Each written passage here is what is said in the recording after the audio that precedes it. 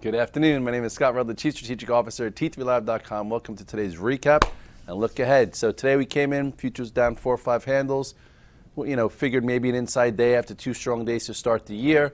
Look for some stock individual action and sift through the Redler All Access note to figure out if there are some things to hold, some things to add to, some things to focus on, and some things to just wait on. All in all, though, most things did hold where they had to. They did shake the tree a little bit, but again, things do look constructive. What do I mean by shaking the tree? You look here at the S&P cash. I posted this chart this morning saying we need to hold 2260-ish to let traders be comfortable long, and pretty much that's what happened, right? So all in all, you look where it is, right at resistance, a nice inside day after a decent 3-day up move, and you can't really complain too much about that. Granted, when it's going through it, it looks a little bit harder. It would have been a little bit easier to hold yesterday's low, but actually went by a handle. But all in all, this still looks good. Above the 8-day, absorbing a 3-day move sideways. Tomorrow we have the jobs number, and we'll figure out, does an inline jobs report give you enough juice to break above this and then perhaps get that Dow 10,000. All in all, really nice action here in the SPX. I put a chart on Twitter every single day for you to look at as a roadmap. We've been isolating the moves here, this V bottom, the taking out the descending trend line, the digestion above, the little pullback here, the move through pivot highs, and now all of a sudden we have a sideways channel holding higher. Things are still looking, pretty constructive. Yes, did the IWM shake the tree a little bit more than the S&P, but it is what it is. I got stopped out. I had a stop at the low of yesterday, which was 137. Or that breakout of 137, which was right here. But all in all, it still looks okay, just a little choppier. I figured maybe it would hold 137 and then stay in line. It did the most of the morning, but I got out of it. So at this point, still okay, somewhat. You could draw your line here now, and just still in this upper flag, you now have a new point of reference. It's taking a little bit longer, but still looks okay. At some point, perhaps it'll get going, but it wasn't ready today. The banks also got hit. Yesterday you had a nice breakout in the FAS. Then today kind of held in there. Went a little bit lower than some would have liked. I guess you could draw your line like this. Here was your breakout above this 42.65. Came below that pivot, came back above it. Still acting well. Above the 8-day close, above the 21-day. Granted, if it held above this, 42.12 or this 42.65, it would have been easier to hold, but that's what happens. If you get out when it breaks this upper spot, you have to figure out if you could buy lower or you have to wait again. They didn't make it so easy just for you to sit with the weaker dollar and the TLTs going up. So anyway, still looks good. Holding above this spot. We'll see tomorrow you get a strong jobs report and this will get some relative flows again. Really my focus was on my positions because I had quite a few of them. So came in with Amazon yesterday. It perked up, wasn't really ready, but then because I was in some, I was able to see the difference in the price action. And I know the old Red Dog that lost a little bit of money in it many times would have said, okay, I'm done with Amazon. I hate the stock. It got me. Instead, the new Red Dog that said, hey, maybe Amazon wasn't ready yet and wanted its day and look for that day one. And when it happens, hit it, make your money back and then some, and then it could be turned on. Well, that's what happened today. Look at Amazon. Amazon, to me, finally got you this day one. I thought it would happen. I thought it would happen here, right? And it didn't. And then I thought it would happen here, and it didn't. And then finally now, maybe it happened here. And hopefully on Monday, I'm not like, oh, it didn't. But all in all these moving averages were claimed. And if you, put volume in, let's see if I know how to even do this. Insert study. Where is the, name the volume? Come on, buddy. Let's see if it happens. Apply, because I want to show you like the volume here. The volume was pretty significant, but anyway, you could check it out on your own thing. The volume was up today, and it should. The good book says take it home. Okay, but here's the thing, guys. The size of this day might take away from an up move tomorrow. So what you need to know, kind of like what happened with Tesla, which I'll get into. Where are retracement levels? Like, what would be okay? Like tomorrow, if Amazon goes down $8, you can't be like, oh, Amazon's horrible. I hate it.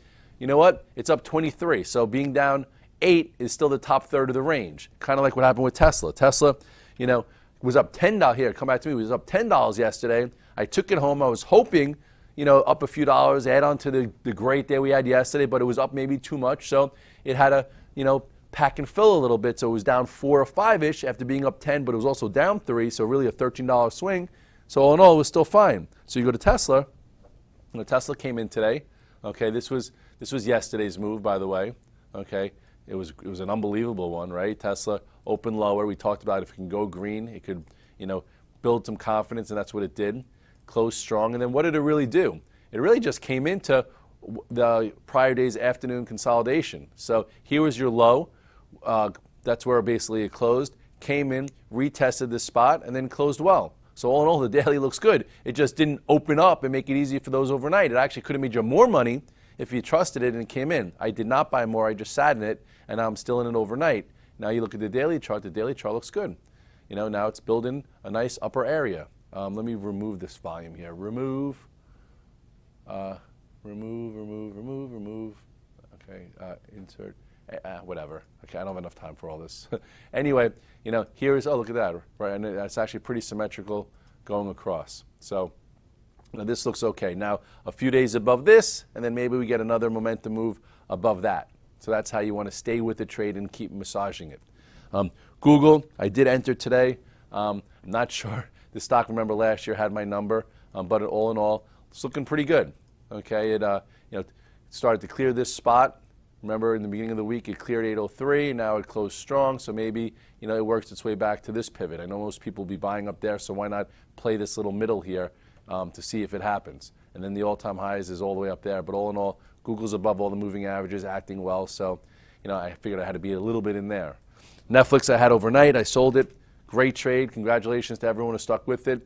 For me, day 3 is a sell, 1, 2, 3, even though it broke above a big area. Just happy that it actually gave you some follow-through. It helped my morning.